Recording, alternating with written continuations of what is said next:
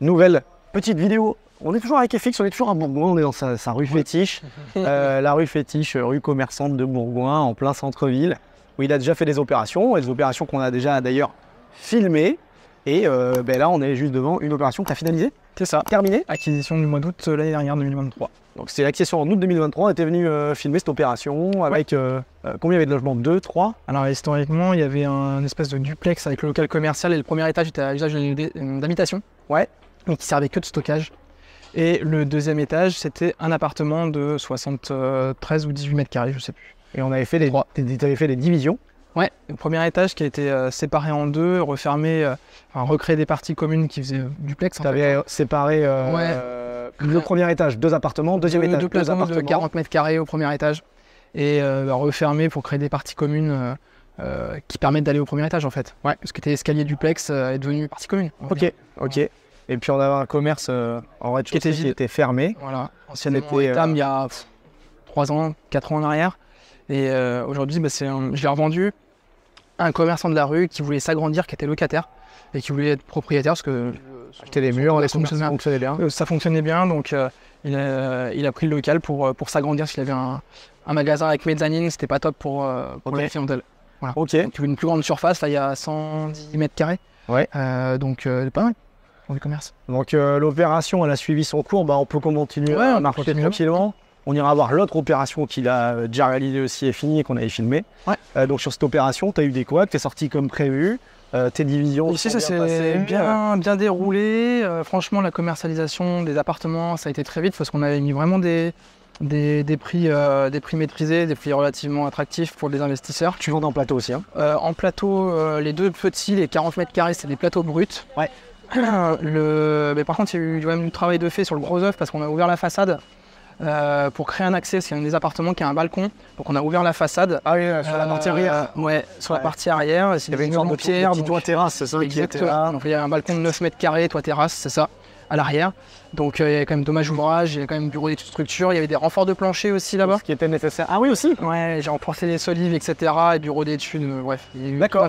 C'était prévu au départ Ouais, c'était prévu au départ parce que ça se voyait qu'il y avait un endroit, il y avait un affaissement. Donc on a fait des renforts avec le maçon pour reprendre tout ça comme il faut. Ok. Le deuxième étage par contre j'ai vraiment revendu en l'état. Par contre j'ai géré la sortie des locataires qui venaient juste d'être logés par Foncia. Donc les locataires venaient de s'installer, j'ai eu l'offre acceptée, ils ont Foncia à relouer alors qu'ils ne devaient pas. Et donc on s'est arrangé. Un demi-logement, un deuxième. Je leur ai dit j'achète l'immeuble, il faut que vous partiez, je vais faire des travaux, etc. Et ils ont été très sympas, ils venaient à peine d'arriver. Je leur ai dit je vous paye les honoraires de votre futur appartement, votre dépôt de garantie et 100 balles de camionnette. Voilà. Okay. J'aurais fait une lettre d'engagement et puis on s'est arrangé comme ça. Une éviction qui s'est bien passée. Complètement, voilà, à l'amiable. Et puis on est arrivé, donc il n'y avait pas d'affect dans l'appartement. Enfin, voilà, des gens très, très gentils, ça s'est très bien passé.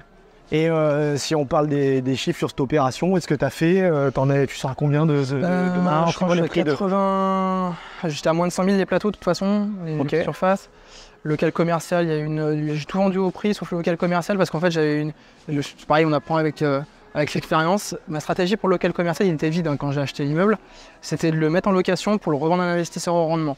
Donc j'ai cherché, je me suis un peu entêté. Tu cherchais à louer pour pouvoir vendre? Je cherchais à louer pour le vendre.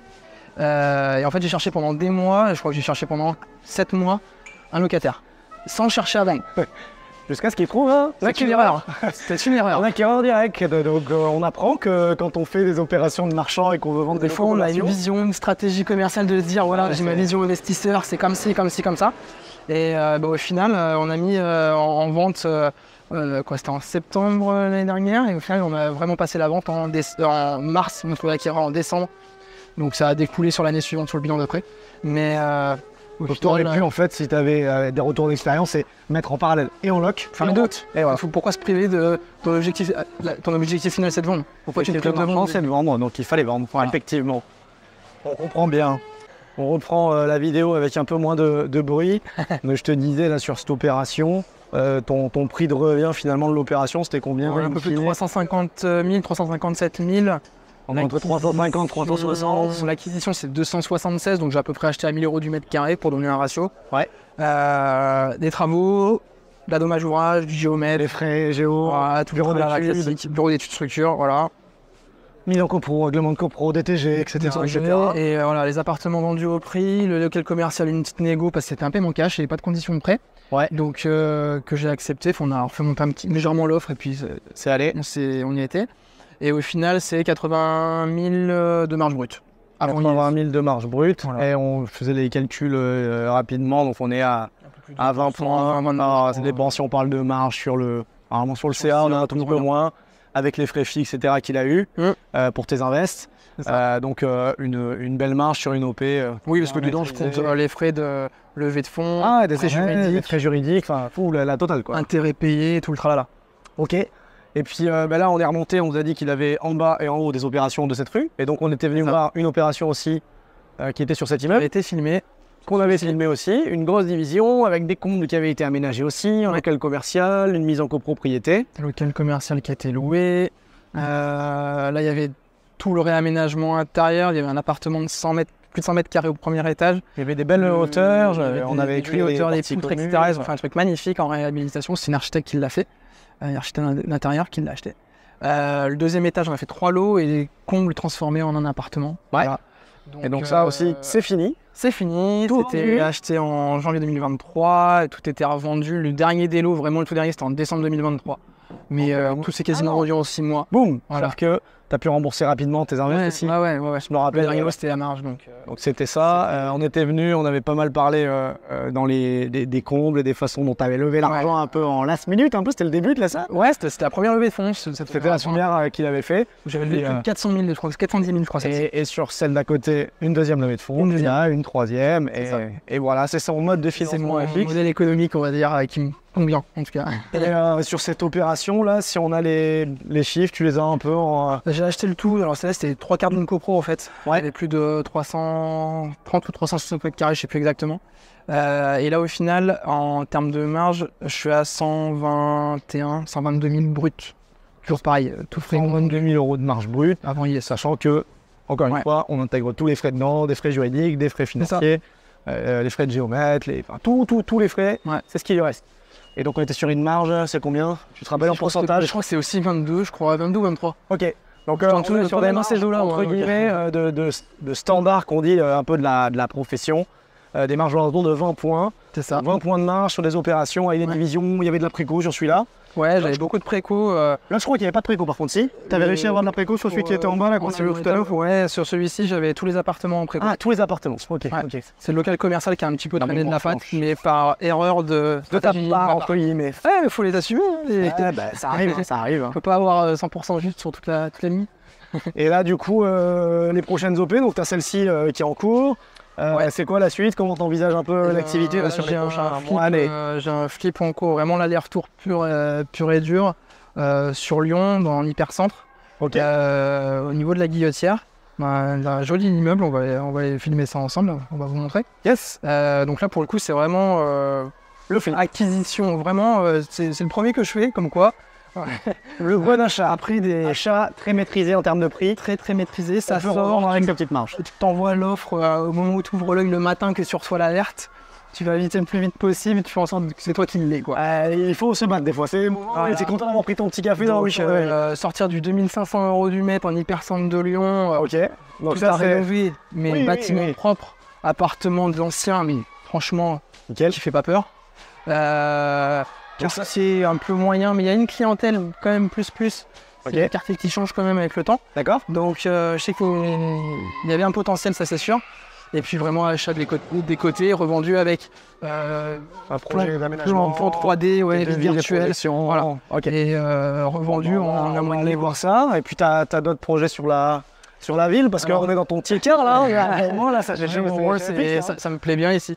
Et ça se passe bien. J'ai eu une offre acceptée, on vous en dira peut-être plus dans une autre vidéo parce que c'est pas encore signé. Ok. Mais il y a une petite stratégie achat logement social. Voilà. D'accord. Donc on en parlera peut-être plus en détail dans une vidéo si ça une précise, mais je suis bien parti pour. Il y a une stratégie d'achat et de conservation de stationnement aussi qui est liée à cet achat-là. Donc pas énormément de marge, mais il y a une volonté de garder du parking pour pouvoir continuer à diviser dans l'hypercentre. Voilà. Voilà. Donc ça continue, ça n'arrête pas, il enchaîne les opérations. On essaye.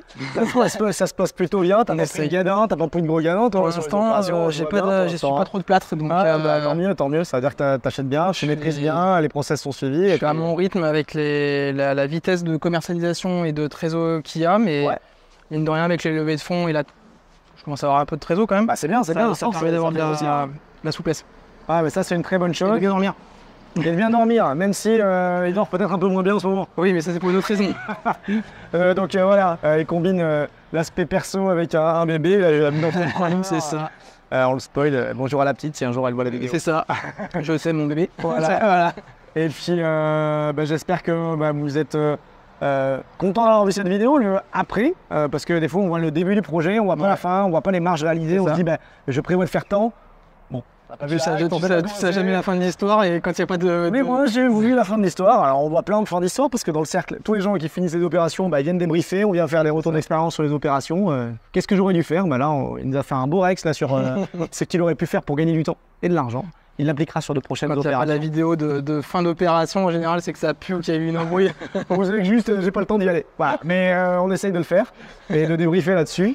En tout cas, merci pour ce retour. Avec grand plaisir. On va continuer. On continue la suite. Des nouvelles opérations. Et puis, je vous dis à très bientôt sur la chaîne YouTube du Cercle. Donnez de la force à FX, des pouces, des likes, des j'aime, des investisseurs, des opérations à Bourgoin. Si vous avez des trucs qui traînent sur un livret A qui sert à rien, n'hésitez pas. FX s'y prendra. Il va faire des belles opérations avec des jolis greniers qu'il va aménager en logement, par exemple. À très bientôt. Sur la chaîne YouTube du Cercle. Salut tout le monde, des likes, des partages. Et abonnez-vous s'il vous plaît, il y a trop de gens qui s'abonnent pas. Et vous activez la cloche, comme d'habitude. Salut, ciao.